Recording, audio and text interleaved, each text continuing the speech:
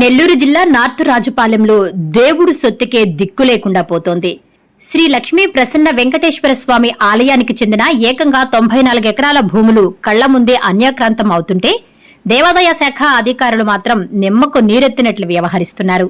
కోట్ల విలువైన స్వామివారి భూములు ఆక్రమణదారుల చేతుల్లోకెళ్తుంటే ఈ శాఖ అసలు నిద్రపోతోందా లేక ఆక్రమణదారులకు కొమ్ము కాస్తోందా అన్న అనుమానాలు వ్యక్తమవుతున్నాయి.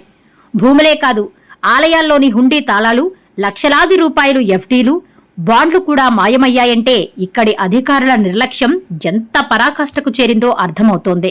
దేవుడు కానుకలు, ఆలయ ఆస్తులకు రక్షణ కల్పించాల్సిన యంత్రాంగమే ఇష్టారాజ్యంగా వ్యవహరిస్తుంటే భక్తులు తీవ్ర ఆగ్రహం వ్యక్తం చేస్తున్నారు. స్వయంగా రాష్ట్ర దేవాదాయ శాఖ మంత్రి ఆనం రామనారాయణ రెడ్డి సొంత జిల్లాలోనే ఇలాంటి అన్యాయం జరగడం అధికారుల పర్యవేక్షణ లోపానికి నిదర్శనం. కేవలం పంచనామాలు చేసి చేతులు దులుపుకోవడం కాదు, తక్షణమే ఈ భూములపై సమగ్ర విచారణ జరిపించాలి. పోగొట్టిన పత్రాలు వెనుక ఉన్న అసలు దోషులెవరో తేల్చి అన్యాక్రాంతమైన స్వామివారి ఆస్తులను వెంటనే స్వాధీనం చేసుకోవాలని భక్తజనం నిలదీస్తున్నారు. మండలం ఆత్రాజపాలెం గ్రామంలోని శ్రీ ప్రసన్న వెంకటేశ్వర స్వామి వారి దేవస్థానం హుండీలు చివరగా 29/1/2022 ఓపెన్ చేసి ఉన్నారు. మళ్ళా ఇప్పుడు 18/8/2026 మళ్ళా ఓపెన్ చేసి ఉన్నారు. అనగా 3 సంవత్సరాల 8 నెలలకి కాను 68,774 రూపాయలు హుండీ ఆదాయం వచ్చేది. ఎఫ్డీలో ఇవి కనపట్టలేదు అంటున్నారు. ఎఫ్డీలు ఏమైనాయి వాటి వివరణ సార్? ఆఫీసులో ఉంటాయి. ఆఫీసులో లేవు, ఆఫీసులో ఉంటాయి. ట్రస్టీ గారు ఆఫీసులో ఉంటాయి. హుండీ తాళాలు మిస్ అయినాయి అంటున్నారు. ఎందువల్ల హుండీ తాళాలు? చివరిగా మా ఇన్స్పెక్టర్ ఉన్నాడు ఒక ఆయన చైతన్య అని. అతను ఏంటంటే మామూలుగా అర్గయ్య అనే ఒక యువకి పంపించాడు. అలా మిస్ అయింది. మిస్ అయిన దానివల్ల పంచనామా జరపాల్సి వచ్చింది. ఈ అన్యక్రాంతమైన భూముల విషయాలు ఏమైనా సార్? వాటిని కాపాడేది ఏమైనా ఉందా?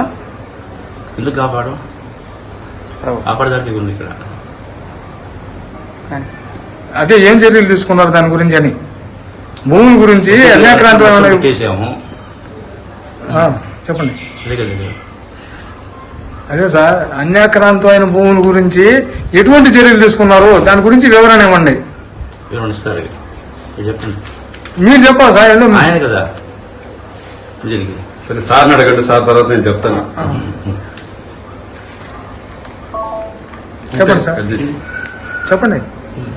అదే అన్యాక్రాంతమైన భూముల గురించి ఏం చర్యలు తీసుకున్నారు వాటి గురించి వివరణ ఇవ్వండి అంటున్నారు. దానికి ఫౌండర్ గారు ఉన్నారు, ఆయన చెప్తారు. ఆయన వివరణ మీ పర్యవేక్షణ ఏమన్నదా భూముల గురించి? ఎందుకు ఉండదు? ఆయన లేకపోతే నేనే కదా, అది కదా. రెడ్డి గారు దానికోసం పోరాడుతూ ఉన్నారు కదా భూముల గురించి.